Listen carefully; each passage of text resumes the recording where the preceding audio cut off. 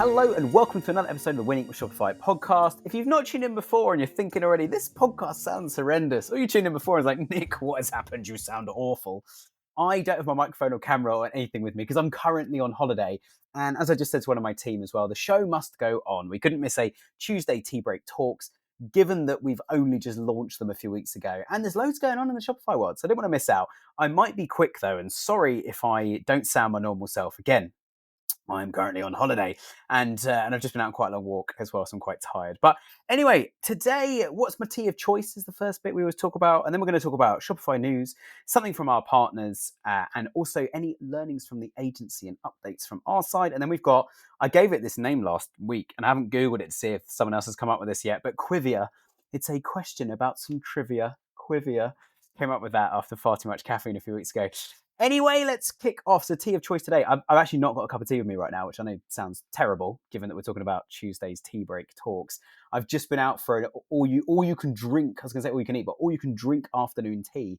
And I've had several rounds of English breakfast tea here in the Cotswolds in the United Kingdom. It's also the middle of a heat wave, and here we are drinking hot tea. Yes, we are really, really British with our tea drinking. Anyway, that's a cup of tea. I hope you guys have got a drink. If not, hit pause, go get a drink. And if you're in the Cotswolds or in the West Country area of the UK, Huffkin's Cafe is where I had my afternoon tea, and it was absolutely delicious. It was a gift for my wife for her birthday. I was going to say how old she was, but that'd be really rude. But it was for her birthday recently from some of our friends. Right, let's talk about quote of the week then, just before we jump into today's agenda. I love this. So Simon Sinek said, people don't buy what you do, they buy why you do it. People don't buy what you do, they buy why you do it. It's really important in marketing to have that brand story that people adopt and engage with.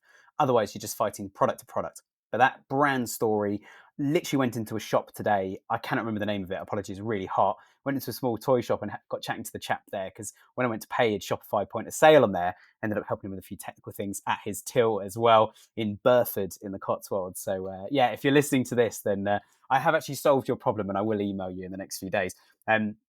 Tried to help him there, and then as soon as I walked away, about 10 minutes later, I thought, I know how to fix that actually. So I will send the chap an email and let him know how to do it. But I saw the Shopify logo and couldn't resist. Anyway, let's talk about Shopify news. There's only 2 things on this. Sometimes we have like 10, 12 things.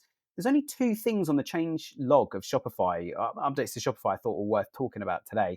One is a new feature, which is automatic discounts for customers based on eligibility criteria. So that's quite nice. So you could be running, for example, a billboard or out of home, some sort of advertising campaign that's physical in the real world. IRL, as some of my gaming, I'm not gaming myself, but some of my friends are gamers, they say IRL, in real life, which I quite like. So if you're running a marketing campaign IRL, and somebody sees that and it says anybody who's based within 5 miles of our store, our factory, our warehouse, whatever it might be, gets 10% off. You can actually do that by as soon as someone puts that in the delivery postcode, it automatically applies the 10% off. So you can do it based on the criteria. The second thing as well, which won't affect a lot of you guys listening, but will affect some, if you are selling cross-border and you have to worry about duties and import taxes and that sort of thing, you can actually change those when you edit an order now, which I don't think was a feature before. A little bit outside of my skill set, much more on the customer acquisition side, but I thought I'd read it out because I know a lot of my clients talk about that, and so do you guys who email into us. We do have some people that can help with that, so if you've got any major questions, give me a shout, and I can certainly ask some of the agencies or even some of the e-commerce consultants that we know and work with as well. Partner this week, I've slowly going through all of our partners and sponsors. This week I'm going to talk about Seguno, who are their joint longest running now with Inventory Planner since we changed the partnership and also the sponsorship to be annual. And these guys have been running for a very long time. We actually have had 7, I went back and checked my emails, we've had 7 email platforms pitch to come and sponsor the show. We've had 2 others in the past, but Seguno is the one we've gone with long term. They've also just renewed for another year. So thank you, Chris, Brian, Jenna, the team. You guys are absolute legends. We've also put a few clients in touch with these guys, and I've got 7 very quick points as to why. It was just by chance there were 7 other email platforms and 7 points of it, 7 reasons why we've partnered with them. And I want to read these out because these might be super beneficial to some of you guys. Most email platforms are faceless, but Seguno aren't. Seguno are a small, lean, agile team, and you can actually talk to them and work with them and ask them questions and stuff like that.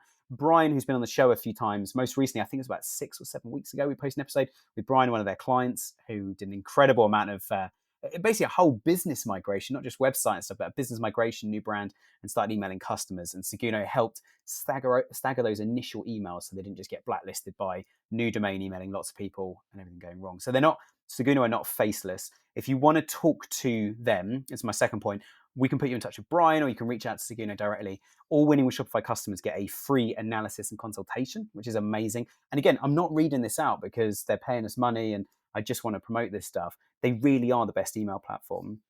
We've moved several of our clients onto this, as I said. And I'm jumping to the end now, and I'll go back to the points in a second on my notes.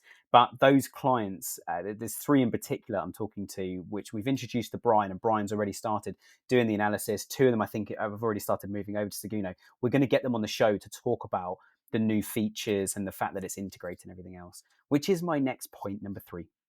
Seguno is fully integrated into Shopify, which means if you segment your customers in Shopify, you just start emailing them straight from Seguno within your Shopify interface. It's not like lots of other email platforms where you have to integrate Shopify into that platform. Any integration, there's stuff that can go wrong. Tends to be quite smooth for most of the platforms, but having it embedded in Shopify does come with some advantages. And one is that all of your customer information now in the customer section of Shopify is always live and up to date. The biggest thing I hear from brands, or one of the biggest things, I can't say the biggest thing, there's probably 50 biggest things, an all joint biggest. One of the biggest things I hear from people is saying, I don't want to over email people. I don't want to email them about like, leave a review, your product's arriving today, here's a newsletter and an abandoned basket, because you also did that a few days ago, but just before you ordered. I don't want to email them too much in one go. And that's something that gives a lot of brands and store owners and marketing people sleepless nights. So again, having it all integrated means you can actually control that a lot easier. The Shopify notifications, delivery notifications, and fulfillment and logistics, and your email marketing. You can kind of get all 3 of those things working a lot easier. I mentioned the Shopify integration, segmentations. That this might not be live just yet. I think Brian, and I know you listen to this, Brian. Hello. I think you mentioned to me the other day when we were talking to one of those brands. You were saying that it was coming soon or coming in the next few weeks, or it might already be out. So apologies if I got that wrong, but that feature is absolutely amazing to use those segmentation. So if it's on the roadmap, Brian, pressure's on, mate. Let's get that thing live as fast as possible, please, because I know a couple of our clients want that. You can use Canva to design stuff. It's directly integrated within Seguno, so you're still working within Shopify, but you can use Canva to quickly drop an image in. I know it's a big integration. I spent quite a lot of time working on that, and it was launched probably about 9 or 10 months ago now. It's really starting to test my knowledge, and it's me testing myself on my memory, which I know is bad, and my wife would say it's bad. She's actually in the next room as well, looking after the baby, so that's what I say. Anyway, so pop-ups, number 6, you can use pop-ups, which is a separate Seguno app, but directly integrated within Shopify and everything else. And as soon as someone fills out something on a pop-up, so it might be a 10% off discount or an offer or something like that, once they fill out that form, it goes straight into Shopify as a customer, and Seguno's already triggered and ready to go. And that leads me on to number 7, is then you can use those pop-ups, abandoned baskets and stuff, use all of that with some automation. So you can say, if you do this, then we're going to do this. And here's a flow. And if you don't open stuff, for example, you can send again with a new subject line. We use Seguno ourselves.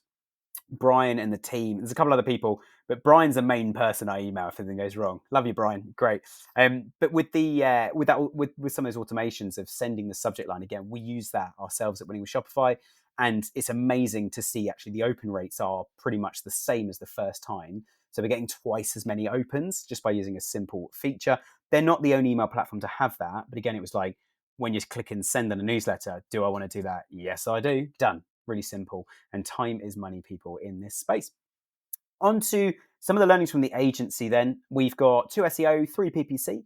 SEO 1, I mentioned Yoast LLM TXT the other day, which is a new feature, new file that Yoast will create within your Shopify store for you. And LLM is the crawler for AI bots like ChatGPT, Gemini, etc., Claude, Bard. You know what the difference is. It's not called Bard anymore, is it? Microsoft Copilot, I believe. I can't keep up with all these different AI bots. We have 2 or 3 we use internally, and my team tell me that one's the best one. I go with that. But also, if you didn't catch it, it would have gone out on Friday, episode with Janice. Janice had the most amazing way of saying that when AI came out, her team, she's managing director for a brand. Apologies, Janice. Managing director for a brand called Look Fabulous Forever. And as soon as AI came out, she got everyone around the table and said, guys, go and explore AI, play with it, break it, and then come to the table with how it can boost the business. It's a really good way of doing it, especially if you've got that team. But we've been using Yoast's LLM on both some of our WordPress, more B2B lead gen, people filling out forms type clients, but then also e-commerce, people buying products online. And we're already getting an uptick in the amount of AI results that we're appearing in front of. And there are good ways you can measure that. I'm not going to go into that today, but certainly go and use Yoast if you haven't already for those LLMs. If you're on WordPress, it's free to use. And I think you get an initial trial as well. I should know this. Apologies, Yoast. But definitely go and check out the Yoast LLM TXT feature if you're using Yoast on your store. The second one, this is quite interesting. There's been an algorithm update. I would have mentioned it last week, I think. If I haven't, apologies. So my brain is not in work mode. Although one of my team was like, "Are you working, Nick?" It's like, no, I'm not working. I'm just recording a podcast. Leave me alone. But love you anyway, Dan. So one of the things we've been doing with off the back of this algorithm update is the bigger, more what we call generic keywords in SEO. So to give an example here of men's clothing, we've been creating a page in Shopify rather than a collection. One of the biggest things that I see on stores that have a wide range of products, or products that are like really niche but fall into a bigger, wider range of products, or a word or name that a customer would look for to find them. For example, men's clothing or women's clothing, that's quite a big thing. So actually having a collection means I've just searched for women's clothing and bang, there's 20,000 women's clothing items in front of me. I'm overwhelmed as a customer. It's a bad user experience by definition, unless it's part of your branding. But I'm going to go with the massive sites I see doing this. So we started creating pages instead of a collection. And the page has lots of tiles, little bits of news and other things. So you can go to read some blog posts, some fashion articles about women's clothing or men's clothing, and how to come into different collections within that. So it could say, these are our top selling products. These are our biggest collections at the moment. Apologies, I'm getting text messages while I'm doing this as well. I normally have an out of office on. But using that page means you can have a lot more control over where you're sending people and that kind of thing. Because they're probably not ready to start adding products to the cart. It's just, I'm a man, I want to buy some clothing, and let's go. Amazing. So those are the two SEO ones. So we're on to PPC now. So splitting performance max campaigns on Google Ads by product. We've been doing a bit of that recently. Well, I say a bit. We've been doing a lot of it recently, but we're doing a bit on the podcast and these little Tuesday talks about that.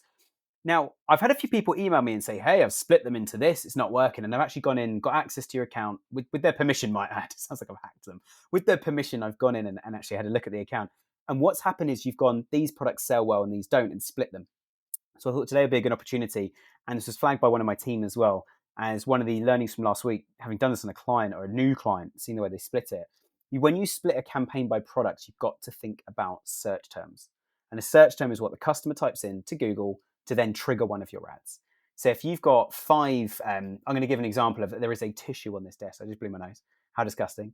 So if you were looking for tissues or tissue boxes on Google, and somebody actually had these tissues and they came up in Google Shopping, but I've got 5 boxes in my SKUs, or 5 SKUs that are selling really well of these tissues, and 5 SKUs that are not selling well of these tissues.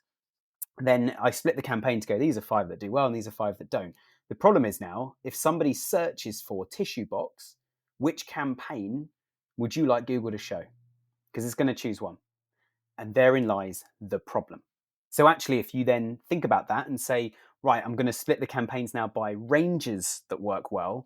I'm going to have a whole campaign for tissue boxes. Or I might have a campaign for my, desktop items, where a box of tissues would live on the top of a desk. So these might be my desktop items campaign. So I've got tissue boxes, I've got ornaments, I've got table lamps, etc., laptop stands, and loads of other bits and pieces. So that's where actually the search term is really important. I've not mentioned that the last few weeks, so sorry if I've sent anyone down a bit of a rabbit hole, but that's where PPC, sometimes you get to a point you do need somebody like us to come and have a look. The second one out of the 3 PPC ones here, splitting performance max by gender. So in Performance Max, you can change the targeting settings to say I want to target men, women, unisex, or unknown. I think actually it's just men, women, and unknown. I'm not going to get into a debate about genders today because I know I'm going to get some emails about this, so please don't email me. I'm not going into that. This is Google. Contact Google if you're unhappy. They have male, female, and then they have, I'm pretty sure it's unknown or not applicable. And we've done some campaigns now where we've got one which is the unknown, but one which is for men, one which is for women, and the rest of the campaign is pretty much the same in terms of the product targeting, and then we can change the ad copy accordingly. So we target more towards men, the language we use and the benefits of the same product that for a woman we would target slightly differently. And if we don't know, we just go kind of unisex, bit safer in the middle. So Interesting way of doing it, but we're getting some really good results from that. One of our clients got 20% uplift in revenue without changing their budget or anything else, just purely by doing that. So that's been quite a big win, and that was about 3 or 4 weeks ago, so we've got a good amount of data on there. And finally, this one, I've had an email about this. This is exciting. I love when you guys email me. So if you just like the show, send me an email. If I hear from you, then it's like, okay, cool. We'll keep doing this. We'll keep sharing information. We're not going to stop anytime soon. We love the podcast. But this one is where we took a Performance Max campaign and we turned it off and we made a standard shopping campaign. The client we've done that on started really strong, had a bad week, then kind of balanced off, and it's been tanking the last 2 weeks. It's just not worked. Point here being is everything is a test. So if you're testing something and it doesn't work, you've just got some learnings of what not to do. But obviously use the best data you can, the best hypothesis before you start running a test, so you've got the best chance of the test actually working. However, we've done the same experiment, not for the client I've been talking about, but for another client we've done it. And their ROI has gone from 1.9 to 1 to 2.5. Same budget, same product range, but actually standard shopping has worked better than Performance Max. When we're testing these things, just looking at the clock, we've got a few minutes. I mean, there's no limit on these, but they're supposed to be shorter than Fridays. But just to share for 1 quick minute is, when we do tests, we always try to create the most isolated environment that if the test doesn't work, we've not wasted too much money and we've also not broken anything. So if your target ROI based on margins, running the business, making a profit, etc., is 4 to 1, anything that's like 3.2, 3.5, nudgy to get it up to 4 and above, right? We don't want to change too much there. Anything that's maybe 2 to 2.5 or worse than 2.5 maybe, now it's like, well, it's just losing money at the moment. We've actually got nothing to lose. And what we end up with most clients is we have a minimum shelf. So in this example, it might be 3. Below 3, we're making a loss. 3, we're break even. It's not very exciting. But we're not losing money. We might be getting more orders from those customers later. But on that initial order, 3 to 1, break bare minimum. 4 to 1 is like, okay, we need to spend a bit more, but we need to spend it wisely in the right areas, etc. 5 to 1, just spend what you can. And we don't start like that on day one, but that's the relationship we build with people, and we get it in writing going, within reason, please spend whatever you want, but let us know every time you increase the budget, or please email me every Monday, etc. And having those 3 ROI targets is really important. Whether you're using an agency or not, I'd recommend every brand has that. And then you look at it both at kind of account level or site-wide level, and then you also look at that on campaign by campaign level. Let's go within my campaigns, that's doing well, that's not, and this thing here is just wasting money. So that's it from the agency. Right, Quivia. And someone last week said they had so much fun testing the rest of their team on this for the rest of the week. So Brian, I hope this has helped. Wasn't Seguno Brian, by the way, it was a different Brian. This is my Quivia. So it's a bit of trivia and then a question this week. Mark Fraser purchased the first item that eBay founder Pierre, I'm going to get this wrong, I'm so sorry, Amidia, something like that. Pierre Amidia listed on the site. So Mark Fraser bought the very first item from eBay when eBay first launched. It's from the founder who launched his first item that he listed, which was a broken laser pointer. How hilarious. The question then is, what year did Mark buy his broken laser pointer from eBay? It's the first ever eBay customer. What year do you think it was? I'll give you a clue. I was 5 at the time. In fact, maybe I wasn't. I might have been 4. Depends what month it was in. It was 1990. I'm older than I look. 1995. So 1995, Mark Fraser bought a broken laser pointer from eBay, and eBay had begun. Think how big it is and how amazing a business it is now. I'm locking my phone. I'm going back to my holiday now. Thanks for tuning in. Back again on Friday. Hope you guys are all having a great week.